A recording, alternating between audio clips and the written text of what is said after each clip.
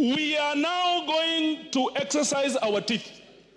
We are now going to bite. And Honorable Speaker, as I speak, there is a table censure motion. It is before you, Honorable Speaker. It's coming. We must now take our rightful position as a National Assembly. Ladies and gentlemen, welcome back once again to Frontliner Analysis, and thank you so much for your great support that you're showing me on this platform. Now, my fellow Kenyans, things are now boiling nicely under UDA party, where President William Ruto is busy begging MPs with millions of money to stop his impeachment plan in Parliament. After the statement that he delivered few days ago during the first parliamentary group meeting between ODM and UDA in Karen before jetting outside the country to Japan. So the statement of extortion in Parliament is the reason why Ruto is now passing through difficulties at this particular moment, where both MPs and senators in ODM and UDA are busy fighting for their seats ahead of 2027 election, and this issue of two-term is now over right now. They don't want to hear anything that is concerning President William Ruto after accusing them against corruption cases in Parliament, where Ruto himself is the person that have been teaching these MPs how to be corrupt. Because when SHA was being passed, MPs are the people that held President William Ruto. When affordable housing was being passed, MPs are the people who passed that bill for Ruto. When Gachagua was being impeached, these are the same MPs that were bribed with William Ruto to impeach Rigathi Gachagua illegally. Gachagua was not impeached on as per Constitution of the Republic of Kenya. It is true. Because right now, ODM leaders are the people that are now defending William Ruto's presidency ahead of 2027 election, after other MPs are now planning to impeach him. And if you want to agree with me, I want you to take a second of your time and listen to this clip of the video on how the CS of Energy, Opio and I, who was the former MP of Ugunja constituency, is now lecturing some of the MPs that are trying to impeach President William Samoei Ruto. And before you watch the video, kindly take a second of your time and subscribe to our YouTube channel. Thank you so much, and you can watch the video. Top leaders in the executive have continued to defend President William Ruto against threats of impeachment by members of parliament days after the head of state dropped a bombshell on the corruption in the House. This comes as leaders across the country trade accusations over the handling of public money, with fresh revelations from the Auditor General and the EACC linking MPs to the misuse of constituency development funds.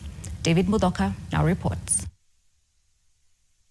As the standoff between President William Ruto and legislators depends over the president's claims of corruption in parliament,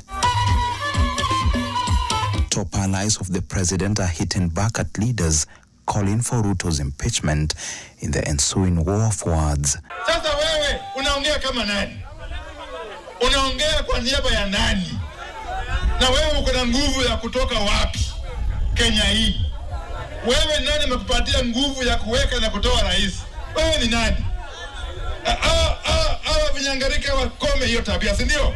Wandai warning that parliament cannot silence the president, whom he says will achieve victory again in 2027. Mbunge hata mmoja hajamaliza bungeni na anajitokeza kwa hadharani mchana na anatoa vitisho vya baridi.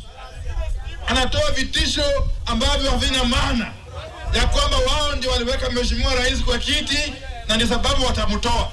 Wewe pengine ulichangia kuweka yeye kwa kiti, lakini sisi vile tutahakikisha ya kwamba hautamtoa, si ndio? Corruption is a criminal offense, and a crime does not have what you call collective responsibility. Among alleged corruption avenues in parliament under the radar of anti-graft authorities is the National Government Constituency Development Fund, for which at least 12 MPs are under EACC investigation. And with a push to transfer the fund to counties, a section of legislators are seeking reforms to yet keep control of it. 2027, let us bring in those questions, iweko katika referendum pamoja na election. Tupige elections na tubadilishe constitution pia tukiweka tick pale. So that kusiwe kwamba tunaendelea kutupa mawe katika legislature ama sisi ambao tuko katika bunge. I think 15 years of a new constitutional dispensation, tunaweza sema sahi hapa ibadilishwe kidogo, hapa haijakuwa mzuri, hapa imekuwa mzuri. It is time for us to evaluate and see what works and fix the one that is not working. Their proposal coming after Auditor General Nancy Gathungu flagged 4.1 billion shillings in unaccounted bursaries across several constituencies, often paid with CDF. But as the executive maintains its stand, critics are not letting up.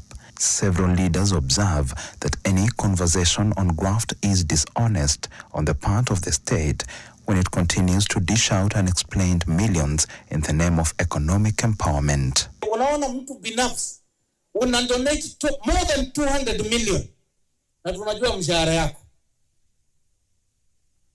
Sasa hii pesa unakuja kutolea upee wananchi.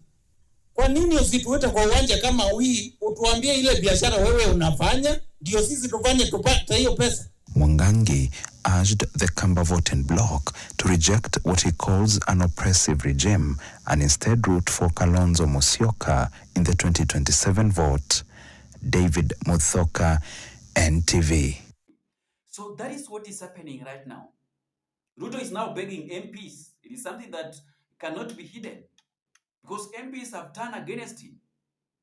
And I was shocked earlier today when one of the analysts in the Republic of Kenya was trying to tell the people of Kenya that President William Samoei Ruto is planning to dissolve the parliament. Really? Can a president allowed here in Kenya to dissolve the parliament without directive from the Chief Justice? Can it really happen? Because I understand that in the Republic of Kenya, the president cannot dissolve parliament. However, they can be compelled to do so by the Chief Justice if parliament fails to enact legislation and directed by the Constitution and courts, or if the National Assembly passes a vote of no confidence in the government, the president's role in the dissolution is thus limited to acting on the advice of the Chief Justice or the mandate of Parliament. When a president can dissolve Parliament, number one, upon the Chief Justice and advice, if a Parliament fails to enact legislature and required constitution, the Chief Justice is mandated to advise the President to dissolve Parliament and the President must comply. So it is not the President himself that can give orders so that Parliament can be dissolved, so that Kenyans can go for fresh election for MPs across the country. I'm not agreeing with President William Samoei Ruto dissolving the Parliament because following a vote of no confidence, it cannot be allowed. He must have the directive must come from Chief Justice Martha Koome. It is true. So whoever said that Ruto is going to dissolve Parliament, I am not agreeing with that gentleman, kabisa. Because if the National Assembly passes a vote of no confidence against the government, the President is obligated to dissolve Parliament within 14 days. When a president cannot dissolve Parliament, the President does not have the power to dissolve Parliament at their own discretion. Any other time, early general election for Parliament can only be held under the specific circumstances outlined in the Constitution. So this issue of Ruto or rumors on the social media platform that Ruto is going to dissolve Parliament, that one cannot happen because the directive must come from